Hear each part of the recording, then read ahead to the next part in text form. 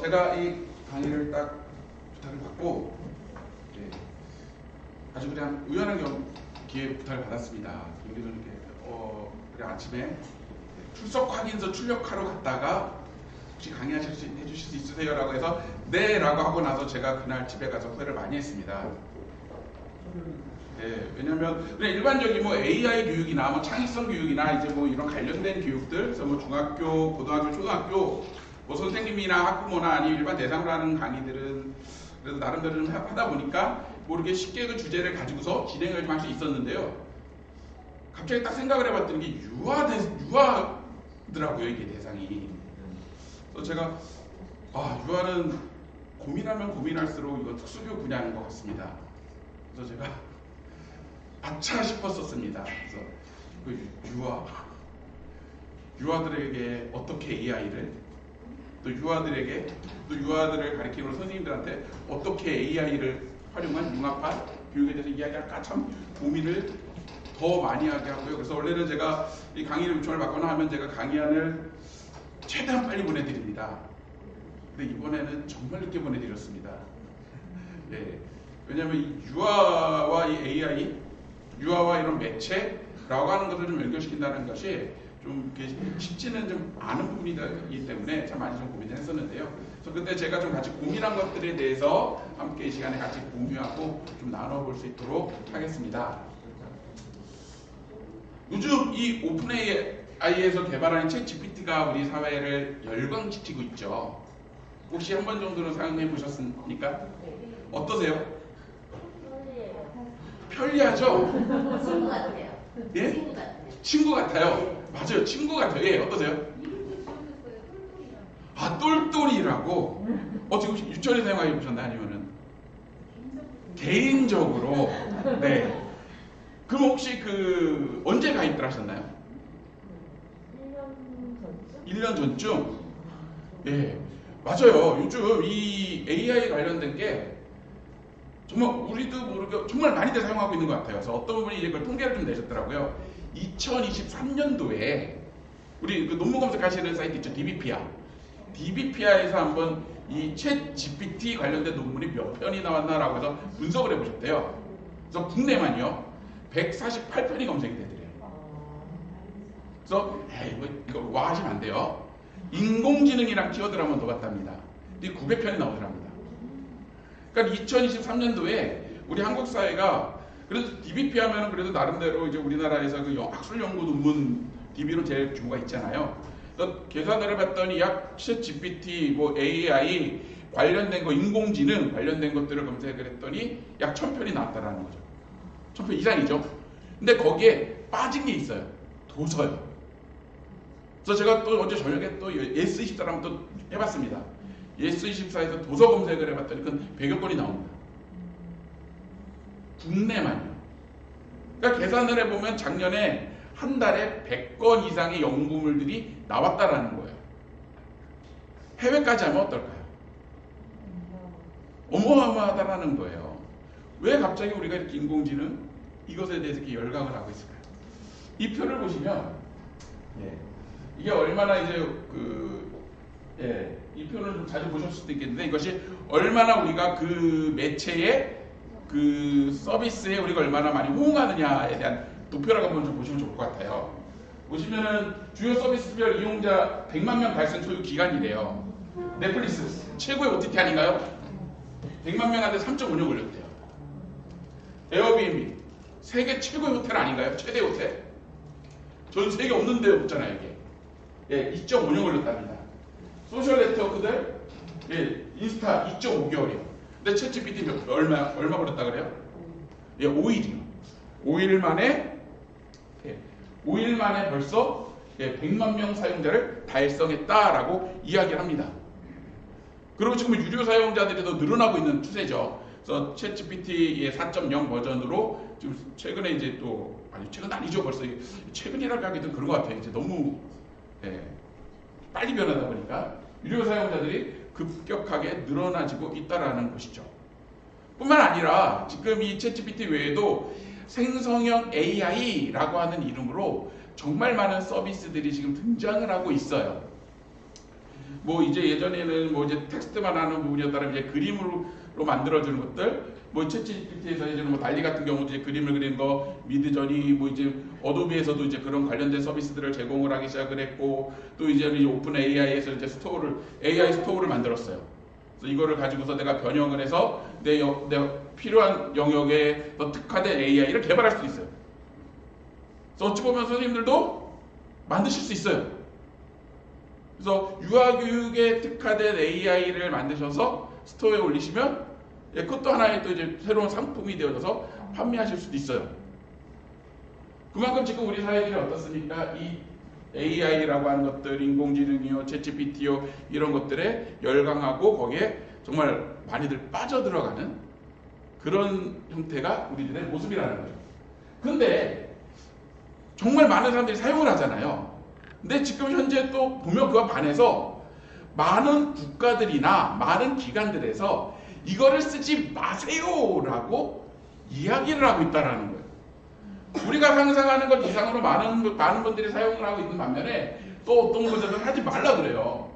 뭐 이탈리아 같은 경우는 뭐 챗GPT 같은 경우는 개인정보 규정을 지킬 때까지 접속을 전면 금지하기도 했었고요. 유럽연합 EU에서는 인공지능 법안을 통해서 규제를 논의 중이고요. 왜냐면 이게 결론은 이제 그 개인정보법이나 이제 이런 관련된 부분들 때문에 이슈도 있어서 거기에 다들 이제 문제를 좀 삼고 있고요. 미국 같은 경우도 챗GPT를 비롯한 인공지능의 잠재적 위협에 대한 규제 방안들을 계속 연구하고 조사하고 하고 있고, 뭐 캐나다, 독일 같은 경우도 사용자 동의 없이 개인정보 수출 관련된 조사에 착수했다라고 얘기를 해요. 뿐만 아니라 국가들도 저렇게 하고 있는데 학교들은 어떨까요? 학교들 같은 경우도요, 미국 뉴욕시를 비롯해서 이제 많은 학교들에서 이것을 수업 때는 쓰지 마세요라고 하는 학교들이 있어요. 어느 학교에서는 이제 이것을 사용하는 요즘 이제 우리 한국에 있는 대학들도 이 챗GPT 사용 지침을 좀 제공을 해주고 있거든요. 어떻게 쓰셔야 됩니다. 어떻게 좀 윤리적 문제에 있어서 어떻게 좀 대처하셔야 돼요. 라고 이야기 학교들이 이제 거기에다 이제 대응하기도 하고, 또 기업들은 이제 기업 안에 인트라넷에서는 이거 접속하지 마세요. 왜냐하면 이런 것들이 어떻게 그 회사의 정보들을 유출해 갈지 모르기 때문에 또 사용하지 마세요 하는 부분들도 나오더라는 거죠. 그러니까 이게 AI라고 하는 것 자체가 한쪽에서는 와 좋아 하고 열광을 하고, 안쪽에서는 이건 문제야 하기도 하고 있다라는 거죠. 그러니까 어찌 보면 참 양면의 소리서는 양면 이 모습을 좀 갖고 있는 것들이 오늘날의 이런 AI, 이런 인공지능의 모습인 것 같아요. 자, 특히 또 이거 챗GPT, 우리는 이제 유아를 좀 얘기를 해야 되잖아요. 그러다 보니까 유아를 대상으로 했을 때는 좀 어떨까? 이쪽으로. 네. 제가 좀 서 있어야 되는데 이게 움직이는 버릇이라. 네. 자, 챗GPT 같은 경우는 보면 13세 미만의 이용자를 어떻게 해요? 사용을 금지시키고 있어요. 제가 예전에 저도 가입을 했었거든요. 근데 일부러 제가 또 이 강의 준비하면서 또 한 번 또 다시 다른 아이들 한번 가입을 하려고 했더니 이게 생겼어요. 이름이랑 뭘 넣어야 돼요? 생일. 예전에 생년월일 넣은 거 없었거든요. 이제 생년월일 넣어야 돼요. 확인해야 돼요. 그래서 생년월일을 넣어야지 만 13세 이상이 돼야지 가입을 할 수가 있고요. 또 이 인공지능 그 GPT 규정이에요. 여기 보면 아동은 오픈 AI 서비스는 13세 미만의 아동을 대상으로 하지 않습니다 라고 이야기를 해요. 그러니까 13세 이상 쓰지 말래요. 귀하가 13세 이상, 18세 미만의 경우는 서비스를 이용하기 위해서는 부모 또는 보호자의 허락을 받아야 합니다. 쓰라는 거예요? 말라는 거예요? 아이들은? 쓰지 말라는 거죠. 구글에서도 이제 그 바드라 그래서 이제 그 AI를 개발했죠. 생성 AI를. 이것도 어떻게 해요? 18세 이상 이용자만 사용하세요. AI 시대에 유아를 위한 걸 해야 된다고 하는데 어때요? 어찌 보면 가장 최첨단의 AI라고 표현할 수 있는 이런 것들을 쓸 수 있나요? 없나요? 쓰지 말래요. 왜 쓰지 말라고 이야기하는 걸까요?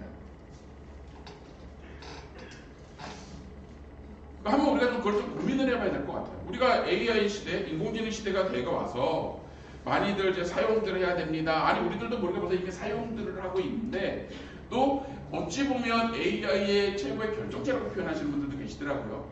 이런 생성형 AI나 이것들을 또 아이들은 또 사용하지 마세요. 그럼 우리는 교사들은 어떻게 해야 될까요? 써야 돼요? 말아야 돼요? 아이들한테 이런 거 가르쳐야 돼요? 말아야 돼요? 가르쳐야 돼요? 이거 정확히 얘기합니다. 근데 이걸 좀 보시면은, 이거를 또 쓰지 말라는 이유가 이거예요. 논리 창의적 사고의 방해가 될 수 있기 때문이에요. 오늘 우리가 주제가 그거잖아요. AI와 창의력이잖아요. 근데 창의력이 방해가 될 수 있대요. 그래서 규제를 하는 거래요. 뿐만 아니라 어린아이와 청소년들이 유해한 콘텐츠를 생성할 수 있기 때문에 하지 말라는 거죠. 고민돼요. 써야 될지 말아야 할지. 이 챗GPT 등이 생성형 AI가 가져온 논란들이 있어요. 그러니까 좀 제가 일부러 신문 스크립트를 좀 가지고 왔는데요. 중앙일보 것도 가져왔고 이번 일부러 좀 연합뉴스 것도 좀 가져왔는데요. 뭐 보면 가제 시험 등의 부정행위들, 혐오 발언들, 성적, 인종적 편견들이, 그다음에 각종 저작물 등의 정보 무단 도용이요, 가짜 뉴스요, AI가 만든 작품의 저작권 문제요.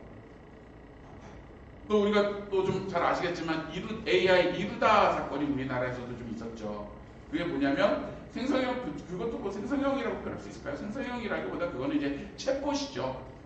챗봇이어서 이제 친근하게 대화할 수 있는 AI예요. 근데 그 친구가 저의 대화적 패턴이나 저에 관련된 것들을 그냥 인식을 하고 이해를 하는 친구예요. 그러다 보니까 그 친구는 계속 저에 대한 데이터를 갖고 있어요. 그리고 다른 사람, 제가 저에 대한 정보를 갖고 있어서 저를 패턴을 분석하기 때문에 제가 원하는 대답, 제가 주장하는 것들을 걔가 알고 거기에 맞춰서 걔가 반응을 해줘요.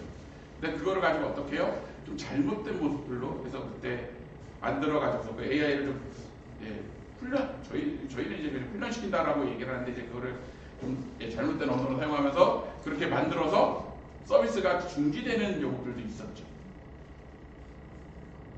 그러다 보니까 이 AI에 대해서 어떻게들 이야기하고 있느냐, 속도를 좀 조절해야 되는 거 아니냐, 너무 급격하게 빨라지고 있다. 우리 사회의 AI 열풍이 언제부터 시작됐다고 생각하십니까?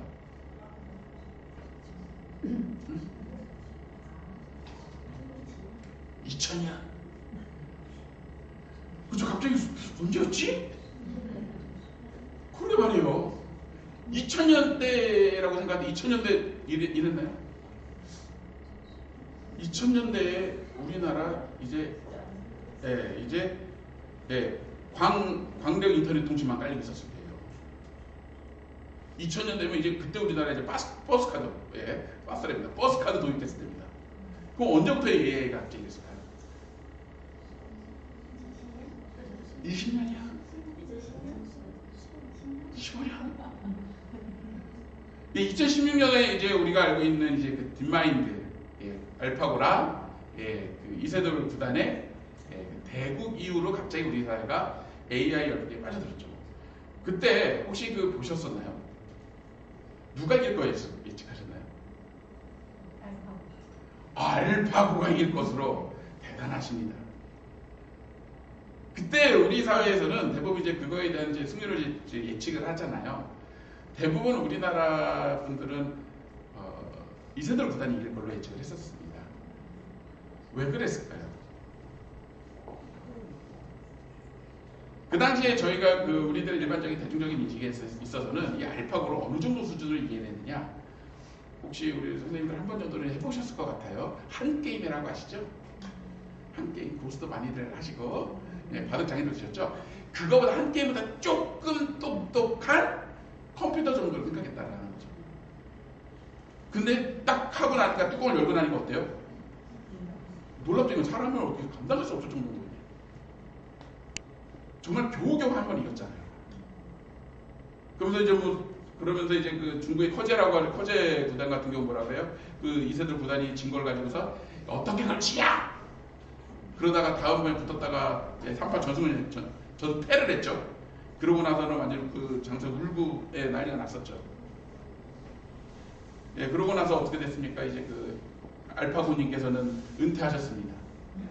더 이상 상대가 없다. 근데 그 알파고가 그냥 은퇴하시고 나서 끝나셨을까요? 아니요. 알파고 제로 그 이상의 그 버전들을 업데이트하고 있어요. 알파고가 알파고랑 대국을 하고 있어요. 그래서 계속적으로 자기 스스로가 발전하고 있습니다. 아마 지금은 그 알파고랑 만약에 이제 또 인간이 붙는다면 이제 1승을 할 수 있을까? 라고 하는 고민이 될 수 있을 정도죠. 그러니까 지금 이 AI의 그 발전 속도는 정말 우리가 감당하지 못할 정도로 빨라져 가고 있어요. 그러다 보니까는 그걸 조절을 해야 되지 않겠느냐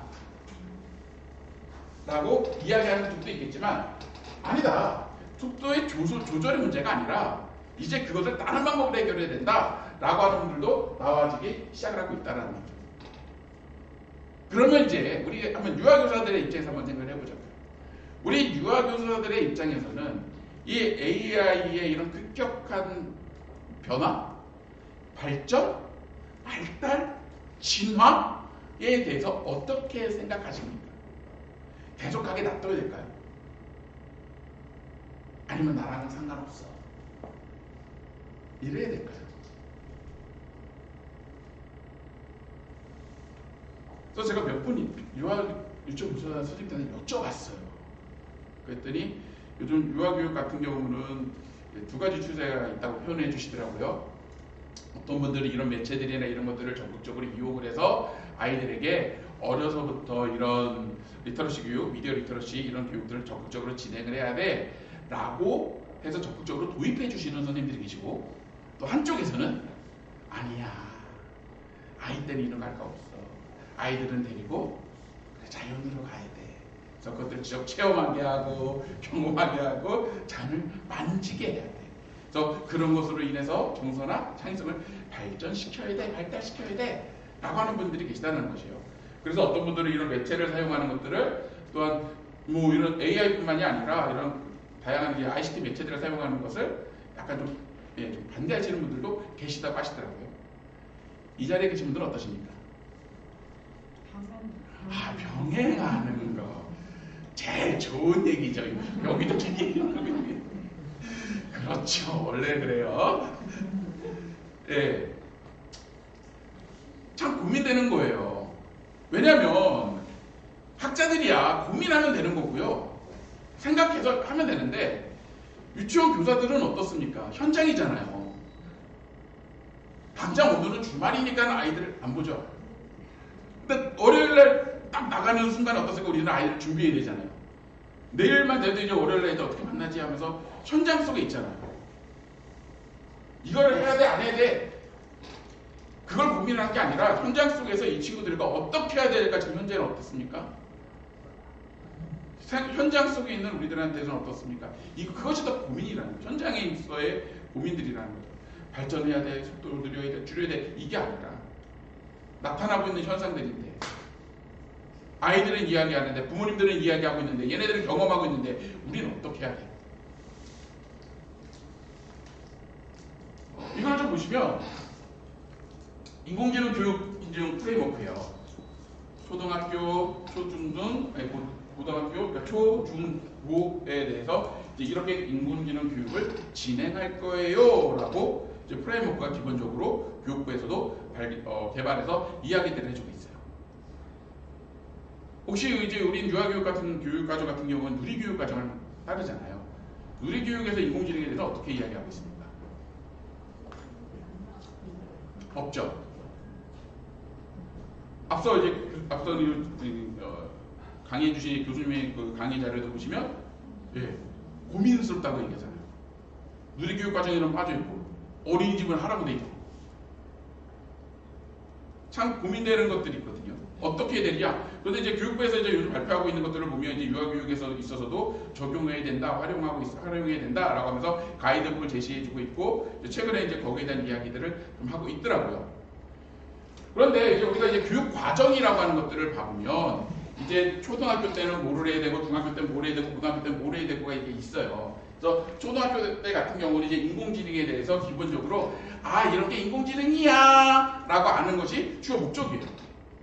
그래서 인공지능이라는 게 있구나, 이런 것들이 우리 생활에 이렇게 적용되어질 수 있구나 라고 하는 것들을 몸으로 체감하는 것들이 초등학교 교육이겠죠. 그럼 유치원은요? 이것이 있구나라는 걸 초등학교에서 하면 유치원에서 뭘 해야 되냐 이거죠. 유아에서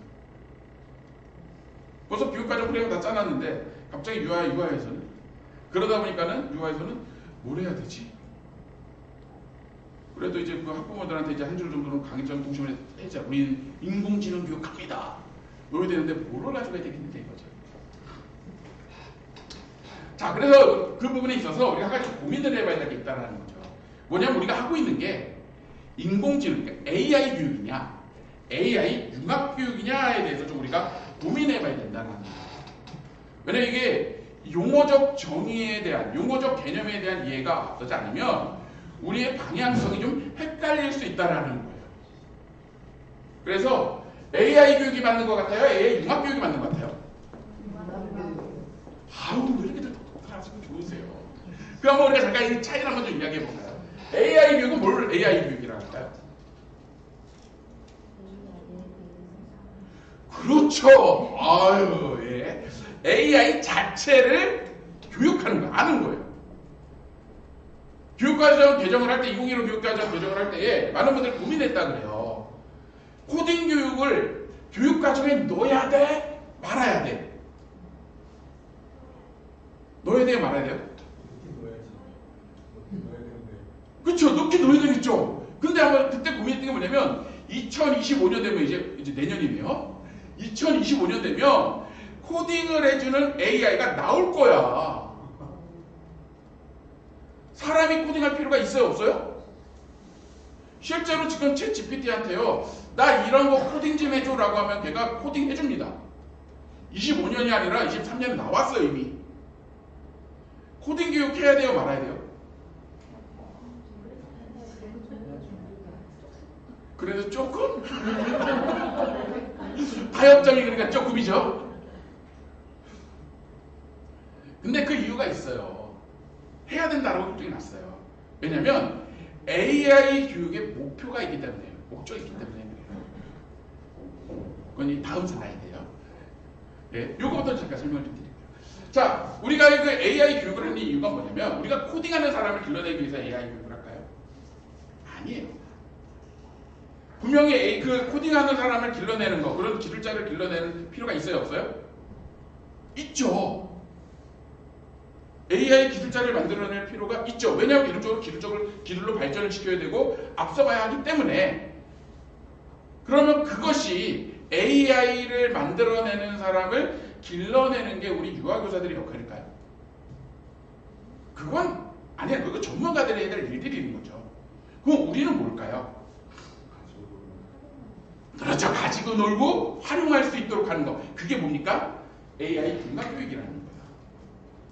그러니까 우리가 이것에 대해서 헷갈리다 보니까 AI 교육과, 그러니까 AI 전문 코딩할 수 있는 사람을 개발하는 것과 개발되어져 있는 AI들의 특징을 분석을 해서 그거를 가지고 교육에 활용을 해야 되는 것과 헷갈려하고 있다는 거예요. 그러다 보니까는 교육을 할 때 코딩 교육을 해야 돼. 하다 보니까는 이제 그 전문가들을 길러내게 돼. 전문가들 소양들을 길러야 돼. 하다 보니까 그건 우리가 해야 될 일이 아니에요? 아닌 거죠. 그러다 보니까 어때요? 혼동이 오는 거예요. 그런데 그렇기 때문에 우리들의 정체성, 우리들의 지향점을 좀 먼저 좀 명확히 하실 필요가 있다는 거예요. 우리가 하는 것은 뭡니까? AI 융합교육이에요. AI 융합이라는 게 뭐예요? 융합에 대한 정의는 다양해요. 새로운 이질적인 것과 이질적인 것들이 어때요? 만나서 새로운 하나를 만들어내는 거예요.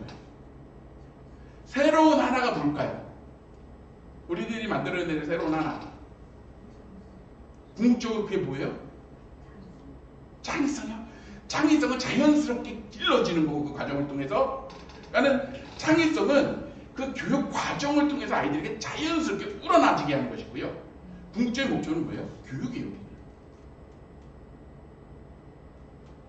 자체는 물론 AI 융합교육이라고 하는 것 자체는 AI라고 하는 이런 정말 최첨단의 어찌 보면 이제 막 고민하시는 분들 고민하게 놔두고 그분들이 했던 그것들을 가지고 우리들이 추구하려고 하는 교육을 어떻게 해요? 만들어내는 과정이라는 거예요. 이거에 대한 고민들이 먼저 있지 않으면 AI 교육 해야 돼 말아야 돼 이 논쟁 가운데 흔들릴 수밖에 없다라는 거죠. 그래서 우리들 먼저가 정체성이라고 표현하죠. 유아교사로서의 정체성 확립이 더 중요할 것 같아요. 그러나 저기서 코딩 교육한다 우리는 안 하면은 좀 뒤떨어지는 것 같아 보이기도 해요. 그래서 부모들 같은 경우는 거기에 민감하게 반응하잖아요. 우리 원은 안 하는데 어떡하지? 아니에요. 우리가 갖고 있는 선생님들이 갖고 있는 정확한 정체성 속에서 어떻게 해요? 그걸 더 신장시켜 발전시키기 위해서 어떻게 해요? AI라고 하는 것들을 우리가 활용한다는 것을 기억해 주시면 좋겠습니다. 자, 그럼 우리가 이 AI 융합교육 앞서 말씀드렸지만 이 AI가 이제 그래서 좀 이제 혼용되어지고 있어서 우리가 AI 교육하면 뭐예요? AI 융합교육입니다. 아셨죠? 자, 그래서 우리가 일반적으로 얘기하는 이 AI 융합교육, AI 교육이 추구하는 이유, 목적이 뭐였었느냐? 아까 그 코딩을 앞으로 해줄 텐데 그걸 꼭 굳이 교육해야 돼 말아야지 라고 했을 때에 그럼에도 불구하고 해야 돼 라고 하는 이유가 뭐였겠느냐? 그 이유가 뭐냐면 이 AI 교육 자체가 추구하는 방향성이 있다는 거죠. 그것이 추구하는 방향성 자체가 뭐냐면 컴퓨팅 사고라는 거예요. 그러니까 코딩 교육을 하는 이유, 목적이 뭐냐? 그 아이에게 단순히 코딩 전문가를 키우기 위해서 하는 거냐? 아니에요. 코딩 교육의 목적은 코딩의 과정을 통해서 학습자들이 컴퓨팅 사고력을 신장시키기 위함이에요. 이 컴퓨팅 사고력이라고 하는 것은 지네빈 교수가 이야기를 했는데요. 카네기 멜론 대학의 지네빈 교수가 처음에 얘기를 했는데요. 문제 해결을 위해서 논리적이고 창의적으로 생각하는 거예요. 뭐 하는 거라고요? 논리적이고 창의적인 것이라. 그러니까 AI 융합 교육의 목적 자체가 뭐예요? 문제 해결력, 창의력을 개발해주는 툴이라는 거예요. 당황하지 않으셔도 돼요. 현장에서 다 그런 거예요. 자, 그래서 우리가 우리 아동들에게 창의력을 좀 향상시키기 원해. 그럼 창의력을 향상시키기 위한 방법론들이 많을 거예요. 근데 그 많은 방법론들 중에 하나가 뭔 거예요? AI 융합교육인 거예요. 그거를 하고 났더니 아이들에게 있어서 논리적인 문제를 해결하기 위한 논리력이나 창의력이 향상되어졌더라는 거죠. 그래서 우리가 이 시대에 인공지능 시대에 유아교육에 있어서도 이런 부분들이 어때요? 좀 창의력 향상을 하기 위해서 필요한 부분들은 도입돼서 활용할 수 있다는 거죠. 그 목적 자체가 이거니까요. 자, 그래서 잠깐 이 컴퓨팅 사고력에 대해서 잠깐 좀 소개를 좀 해드릴게요. 이거는요, 이 컴퓨팅 사고력은 컴퓨터라고 하는 것의 작동 원리 때문에 그래요. 컴퓨터가 문제를 해결하는 방식이 뭐가 있느냐? 얘는 한번 생각을 해볼게요. 우리들의 일상적인 생활이잖아요. 일상적인 생활은 복잡하세요? 어려우세요? 단순하세요? 복잡한 게 어려운 거죠. 복잡하시고 하신가요? 단순하신가요? 우리 생활은? 단순하신가요? 행복하시겠습니다. 우리들의 생활은 어떤가요? 서술형이죠. 단답형인가요? 아니에요. A를 결정을 하면 B가 서운하다고 그러고요. B를 결정하면 C가 서운하다고 그러고요. 월요일날 생각해보세요. 월요일날 만나는 학부모를 생각하세요. 갑자기 복잡해지지 않으시나요? 어제 해결 못한 일 생각해보세요. 월요일날 해결하셔야 돼요. 단순한가요? 아니에요. 너무나 복잡하고 너무나 다양해요. 근데 컴퓨터는 이렇게 복잡하고 다양한 걸 처리할 때 어떻게 하느냐? 얘가 이거를 해결하기 위해서요. 이 복잡한 문제를 어떻게 만들어내느냐? 단순화하는 작업을 해요. 첫째는 먼저 단순화시키는 작업을 하고요. 이거를 논리적이고 효율적으로 과정을 만들어낸다는 거죠. 그 과정이 뭐니까 바로 코딩의 과정들이거든요. 그래서 바로 이 복잡한 문제를 단순화시키고 논리적으로 또는 이제 그 효율적으로 설계하는, 그걸 변화시키는, 번역시키는 그 과정들을 컴퓨팅 사고력이라고 합니다. 컴퓨터가 그 하는 처리 과정을 바로 그거 같이 그런 논리적 과정, 그런 창의적 과정들을 우리의 아동들에게도, 우리 학습자들에게도 교육하자라고 하는 것이 바로 AI 융합교육이 추가교육을 말하는 것이죠. 그래서 이 컴퓨터가, 인공지능이 복잡한 문제를 간단하게 만드는 방법이 크게 4가지가 있어요. 이게 AI가 추구하고 있는 AI 작동을, 기본적인 작동원인데요. 첫째는 문제를 분해를 해요. 우리가 라면을 끓인다고 한번 생각을 해보자고요. 라면을 끓일 때 어떻게 끓이시나요, 우리가? 그렇죠. 갑자기 라면을 끓여야 되는데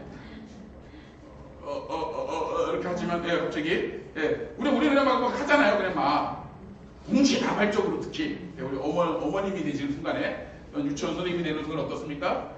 하나만 하면 돼요? 안 되죠. 근데 그 복잡한 것에 대해서 어떻게 해요?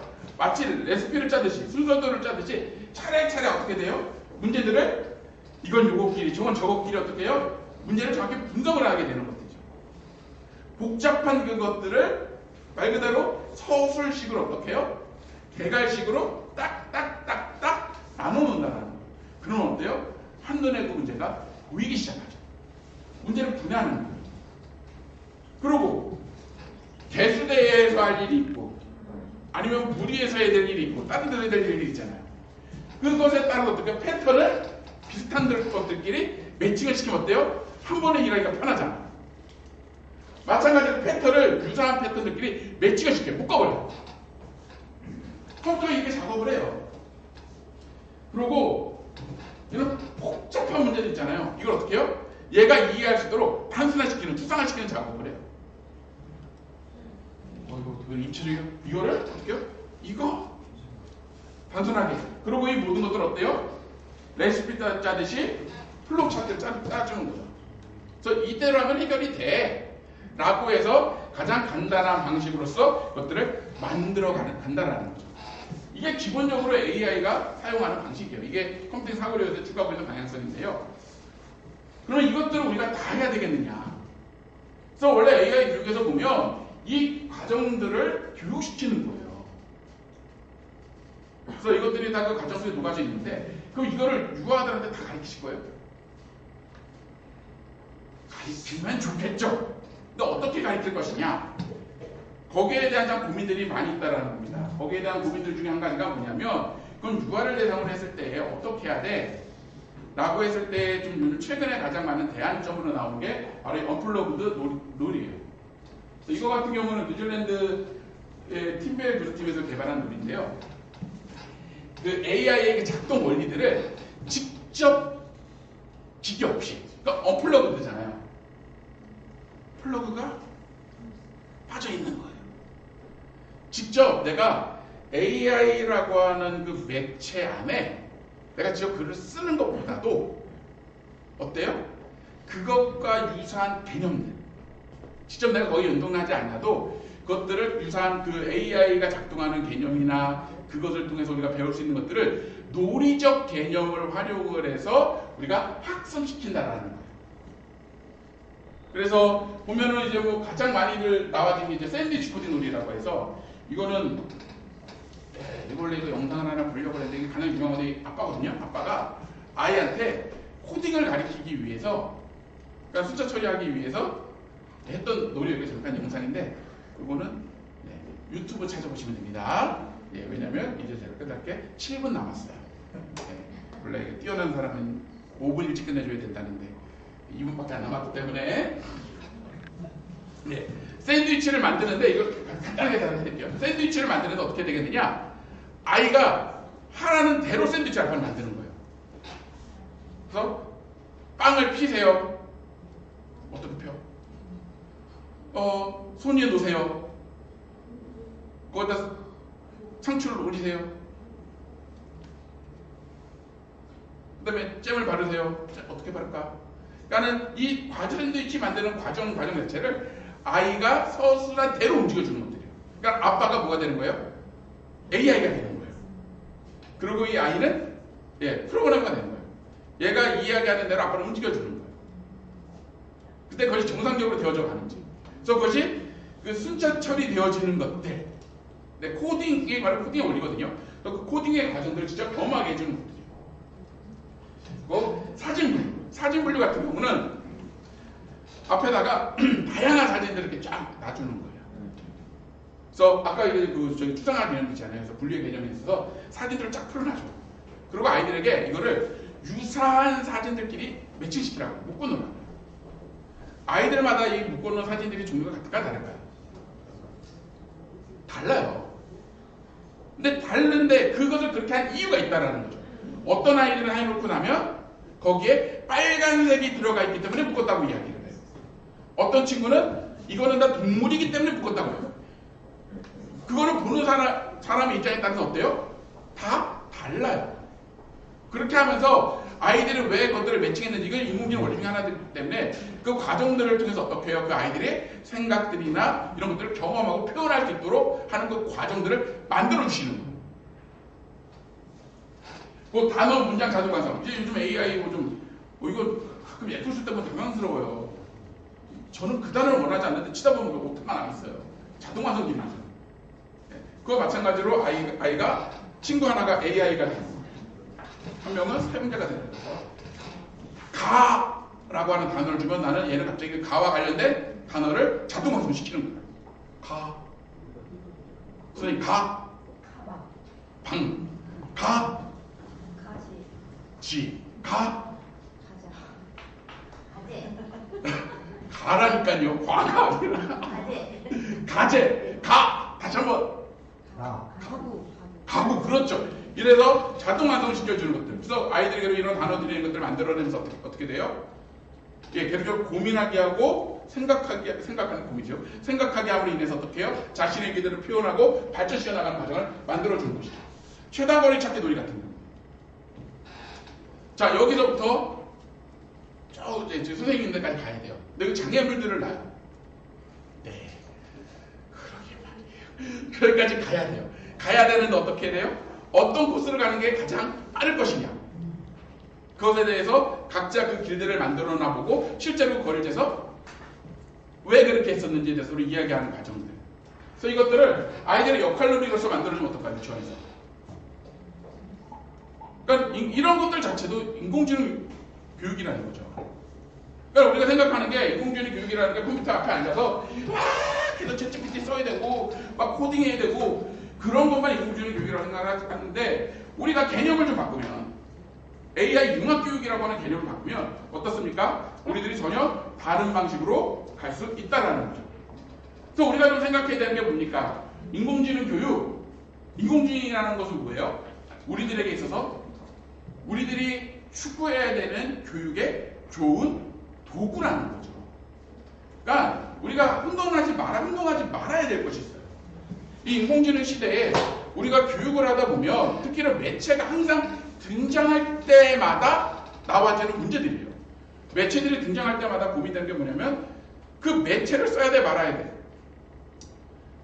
매체를 써야 돼 말아야 돼 라고 하는 것들을 고민하는 이유가 뭐냐, 그 매체가 주인이 되기 때문에 그렇다는 거죠. 근데 우리는 분명히 하나 아셔야 될 것이 있어요. 이 매체는 뭡니까? 우리들이 꿈꾸는 도구를 좀 더 구체적으로, 좀 더 손쉽게, 좀 더 명확하게 실현시켜주는 도구라는 거예요. 아니 시대가 바뀔 때마다 그거 쫓아다니면 어떡하시겠어요? 다음에 또 뭐가 올지 알고. 중요한 건 뭡니까? 우리는 목적과 수단을 혼돈하지 않았으면 좋겠습니다. 우리 교사들이, 특히 유아교사들이 추구해야 될 거는 뭡니까? 네, 우리가 생각하는 교육이에요. 선생님들이 꿈꾸는 교육이 있잖아요. 선생님들이 꿈꾸시는 그 교육을 실현시키시기 위해서 이 다양한 학습 매체들을 우리가 그 매체들의 특징들을 활용을 해서, 그러기 위해서 우리가 매체를 공부하는 거예요. AI는 어떤 특징을 갖고 있지? 에듀테크는 어떤 특징을 갖고 있지? 그런 특징들을 내가 추구하고 있는 교육에 다다를 수 있게 하는 도구로 사용하실 수 있어야 된다. 이것이 딱 바뀌어져서 이 도구가 주체가 되어지는, 목적이 되어지는 순간에 우리들은 머리가 아이고 두야 이래야 되는 거죠. 그러나 우리가 추구하는 목적의 도구죠. 툴로 사용되면 어떨까요? 참 재밌을 것 같아요. 그래서 이거는 약간 좀 이제 그 아이들이랑 좀 할 수 있는 놀이들인데요. 그래서 제가 일본 해보려고 가지고 왔는데 1분 남았습니다. 나중에 질문이 없으시겠죠? 1분 남았는데. 감사합니다.